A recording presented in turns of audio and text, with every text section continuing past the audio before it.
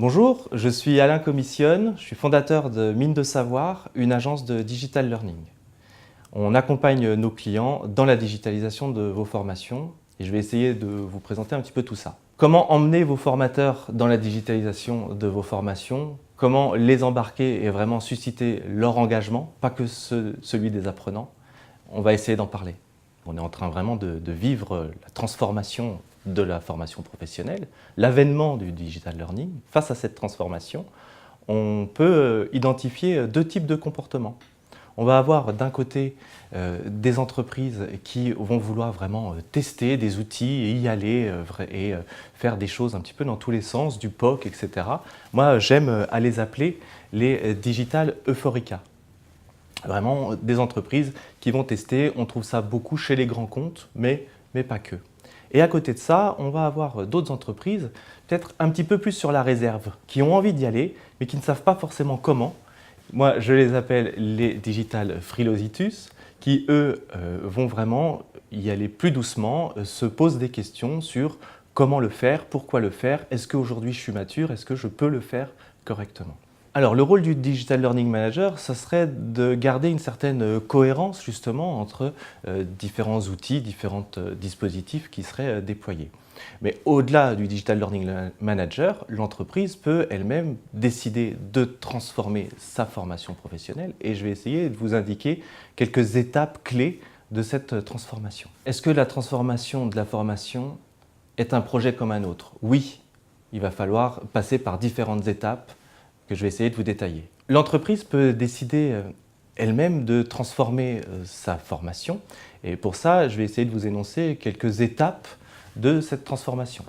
Alors tout d'abord, vous allez commencer par un audit du comment est-ce que ça fonctionne, comment est-ce que vous formez les gens, vraiment de l'étape du recueil de besoins jusqu'à l'évaluation de la formation en passant par la conception et bien sûr la diffusion de vos dispositifs de formation. Après cela, vous pouvez passer à une étape de définition d'objectifs. Bien sûr, par rapport à vos contraintes internes et à vos besoins, vos objectifs vont devoir être clairement définis. Et objectifs à court terme, mais également à moyen, voire long terme. On ne sait pas de quoi demain est fait, la transformation digitale est un changement continu, et il ne faut surtout pas se dire que vos objectifs sont arrêtés une bonne fois pour toutes. Ensuite, et enfin, vous passerez à une étape de mise en action où des outils comme des SWOT vont permettre de prioriser les actions à mettre en place et enfin les déployer sur vos concepteurs et vos formateurs. C'est justement d'eux dont je voudrais vous parler maintenant.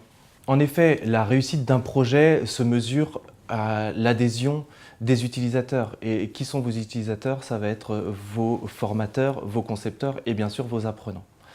Donc il va falloir réussir à embarquer tout le monde et commencer par les concepteurs et formateurs. Alors certaines entreprises n'ont pas forcément de formateurs en interne et font travailler des experts métiers, des directeurs régionaux qui deviennent formateurs occasionnels, ce genre de choses. Et c'est pas grave, il faut vraiment embarquer tout ce beau monde. Une des solutions peut être par exemple d'organiser des binômes entre vos experts et pourquoi pas vos pédagogues.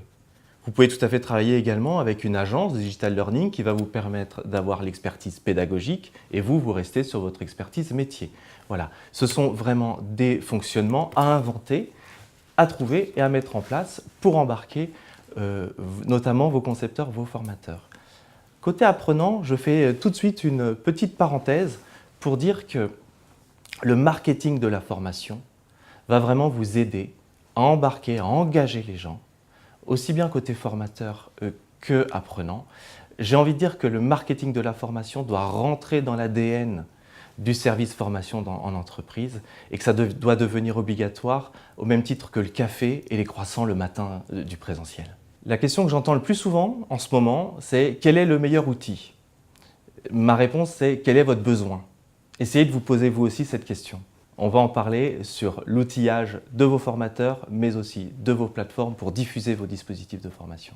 Bien sûr, à un moment donné, la question de l'équipement d'une plateforme, d'un outil, que ce soit aussi bien sur la conception que sur la diffusion de vos parcours, cette question va se poser. Alors j'entends souvent Oui, on voit plein de choses, je suis perdu dans la jungle des outils et en même temps, je ne vais pas m'équiper de 40 outils. Eh bien, peut-être que si. Vous avez déjà en interne un certain nombre d'outils. On va parler de la suite bureautique, Word, Excel, PowerPoint, on a déjà 3 outils pour 3 usages. Vous avez peut-être un CRM pour vos commerciaux, un SIRH, un intranet, etc. La difficulté va justement d'être de faire fonctionner tout cela en cohérence et vous allez devoir vous doter d'une boîte à outils qui permettra d'ordonner différents outils, bien sûr de rendre tout cela accessible au même endroit pour vos apprenants. Et c'est ce que j'aime à appeler un hub de formation, où finalement votre LMS, votre outil d'animation du digital du présentiel, des outils de quiz, pourquoi pas des apps pour un certain dispositif, etc. Tout cela va se retrouver centré dans votre boîte à outils qui devient facilitatrice.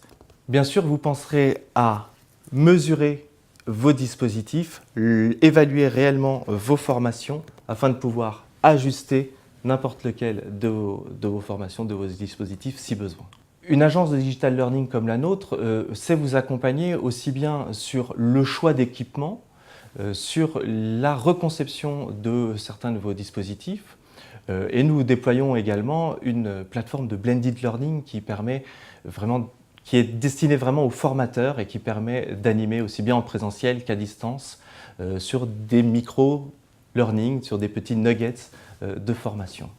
Et enfin, on vient de la com et on aime encore ça et on est très content que le marketing fasse son apparition dans la formation. Donc j'insiste fortement pour vous dire que de marketer vos formations et n'hésitez pas à prendre une agence pour le faire.